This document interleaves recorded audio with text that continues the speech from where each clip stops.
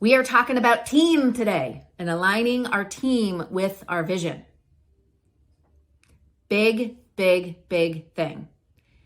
And this was a mistake. When I was in corporate America, I worked for a laboratory equipment company. I was the director of operations. And I think I mentioned this in a previous video. They didn't necessarily understand how to create a vision and the people that they needed to help them co-create the vision. They didn't necessarily understand that. And I think that, I know that was a limiting factor for them. Your growth can only go so far if you aren't really putting out there that future, that big future that you want to create. So beyond that, and I go back to what I said before, is really understanding who you need to co-create that vision. The 3 different types of people: your co-creators, your constructors, and your collaborators. So when we have that big vision set and we set it, maybe you set it maybe it's something that you do by yourself. Maybe it's something that you work on with your team and your co-creator, your COO, however you do it. All right. I highly recommend that if you have a team, do it with your team. Highly, highly. But if you don't have a team and it's just you and you're starting to say, okay, I need these 3 different types of people. Once you get your team, and once you have, or when, you co-create this with your team, and maybe you co-create it with your leadership team, the next step is you have to communicate it out to the rest of the team. You can't create it in a vacuum, and you can't hold it to yourself. Because if you remember what I said in a previous video, your people need to align with your vision.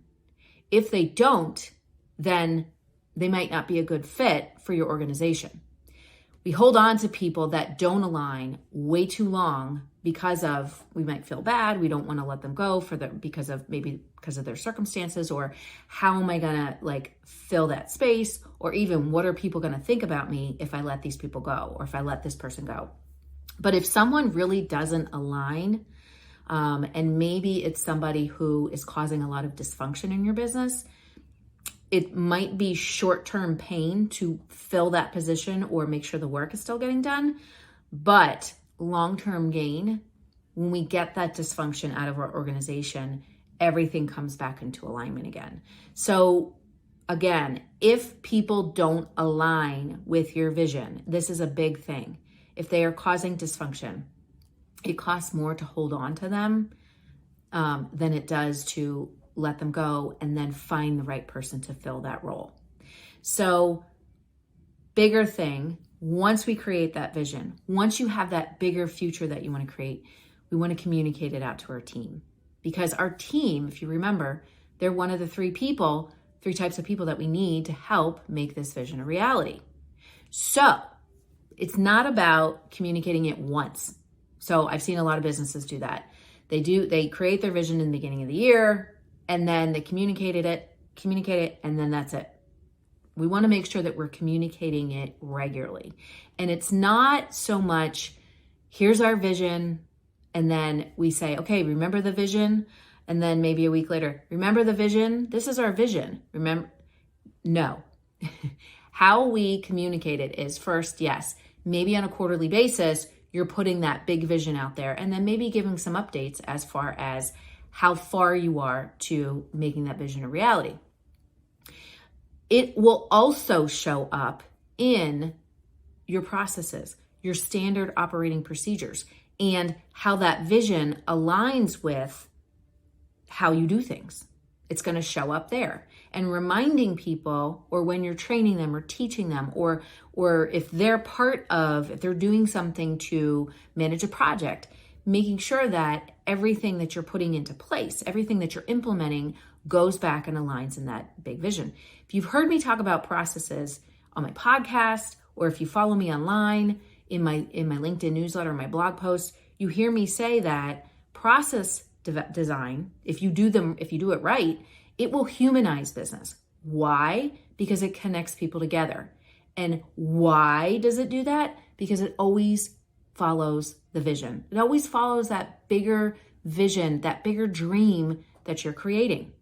So when we're developing standard operating procedures and processes in our business, the people, it's a combination of people and structure together into one that also, again, will align with what is that bigger thing that you're creating. If we try and develop processes in a vacuum and we don't take the vision into account, what happens? We dehumanize business.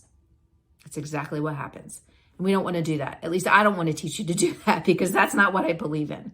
So communicating our big vision out to our team is going to get them to invest back into the business. They are going to be vested in the success of the business because they understand what it is that you're trying to accomplish.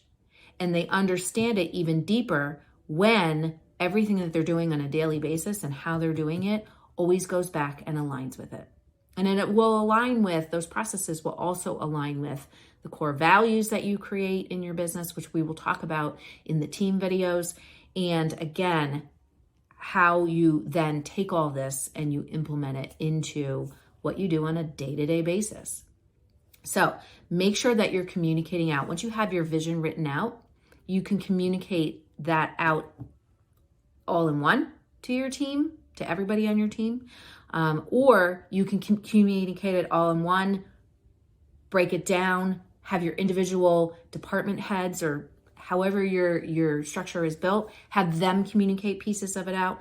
But then on a regular basis, the communication comes in forms of how you do things. And when you're having meetings with people on a regular basis, and hopefully you're having meetings, making sure that, and this is part of the routines and showing up, is making sure that you're communicating it on a regular basis. So when we're communicating out our vision, we do it in many different ways. This becomes part of our routine. It becomes part of our habits. And also it helps us to solidify those new beliefs about what is possible for you. It will help to solidify new beliefs for your team as far as what is possible for the business. And from there, everyone is vested in the bigger success of what you're trying to accomplish. So, see you in the next video.